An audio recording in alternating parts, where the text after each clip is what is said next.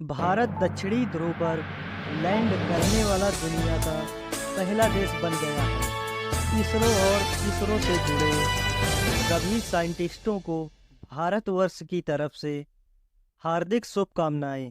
दोस्तों, चांद पर गए चंद्रयान 3 से जुड़े 5 महत्वपूर्ण सवालों के जवाब शायद ही आपको पता होंगे। इन 5 सवालों के बारे में पूरी विस्तृत जानकारी हम देंगे।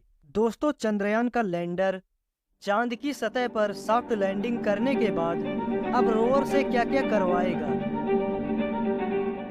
देखो, किसी भी स्पेस मिशन का फाइनल आउटपुट किसी भी रोवर या रोबोटिक सिस्टम से ही आता है। वैसे तो चंद्रयान 3 का लैंडिंग मिशन पूरा हो गया है और चंद्रयान चांद पर आसानी से पहुंच भी गया। अब इसके बाद मेन काम शुरू होता है रोवर का। इसरो के साइंटिस्ट रोवर को बहुत ही स्मार्ट तरीके से डिज़ाइन किए हैं ताकि वह चांद पर अधिक से अधिक सैंपल कलेक्ट कर सकें, वह चांद पर नेविगेट कर सकें और इसरो के तकनीकी सिस्टम पर डाटा भेज सकें। दोस्तों, आपने कभी सोचा है रोवर चंद्रमा की सतह पर कैसे चलता होगा?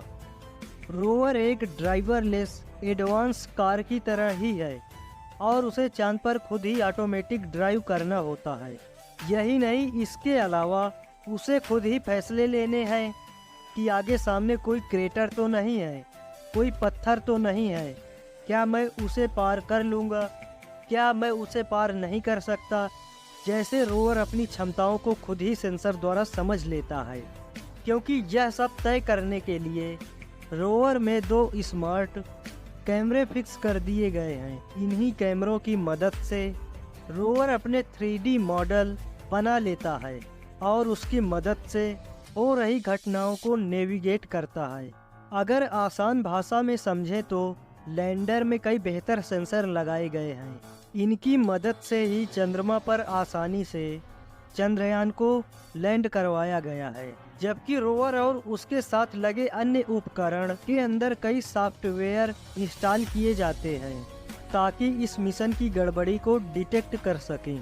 दोस्तों, अब बात करते हैं चंद्रयान 3 मिशन से जुड़े सबसे महत्वपूर्ण सवाल के बारे में, जो है रोवर आखिर यहाँ क्या क्या दुर्लभ चीजों की खोज करेगा। दोस्तों, समझिएगा, चंद्रमा की सतह पर निश्चित तौर पर कुछ न कुछ होगा ही और रोवर वहाँ चांद की सतह पर जितने भी अलग अलग मटेरियल कलेक्ट करने वाला है, उन सभी की कलेक्टिंग प्रक्रिया के लिए रोवर में विशेष सेंसर लगाए गए हैं। ये सारे सेंसर मिलकर सबसे ज्यादा पानी की तलाश करेंगे और चांद की सतह पर हीलियम-3 होने की संभावनाएं ज्यादा है। यह हीलियम-3 न्यूक्लियर पावर के ईंधन के रूप में काम आता है। जैसे यूरेनियम, गोल्ड या किसी भी प्रकार का मटेरियल हो, सभी के सैंपल कलेक्ट करेगा और इसरो के वैज्ञानिकों को इसकी जानकारी देता रहेगा। लेकिन कैसे? तो आइए इसको भी अच्छे से समझते हैं। दरअसल इसरो के साइंटिस्ट रोवर से संपर्क बनाने के लिए कई खास तरह के कम्युनिकेशन डिवाइस लगा रखे हैं जो काफ़ी एडवांस लेवल के हैं, जिनमें से रोवर, प्रोपल्सन मॉडल और लैंडर में कुल मिलाकर 10 से ज़्यादा एंटीना लगाए गए हैं।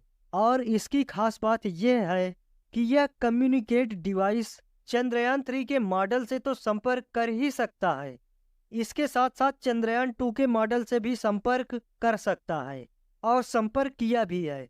इसके अलावा यह धरती पर इसरो के स्टेशन से सीधे संपर्क में रहता है। इसी वजह से ज़्यादा टेंशन वाली बात नहीं है कि संपर्क टूटने के अवसर बने।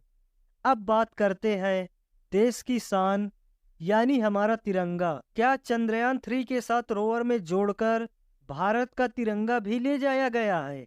क्योंकि हमारे भारत देश की आन बान शान हमारा तिरंगा झंडा चांद के साउथ लूनर पोल पर भारत ने अपना झंडा 2008 में ही गाड़ दिया था।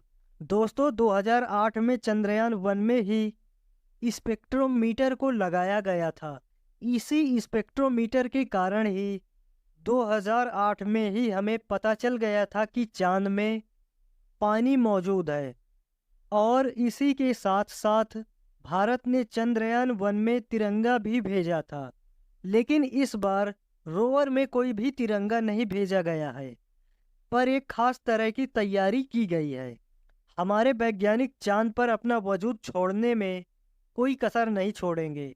इसी वजह से रोवर के दोनों पहियों में एक खास तरह का स्टाम्प लगाया गया है, जिसके एक पहिए में भारत का राष्ट्रीय प्रतीक है तो दूसरे वाले पहिए में इसरो का लोगो है।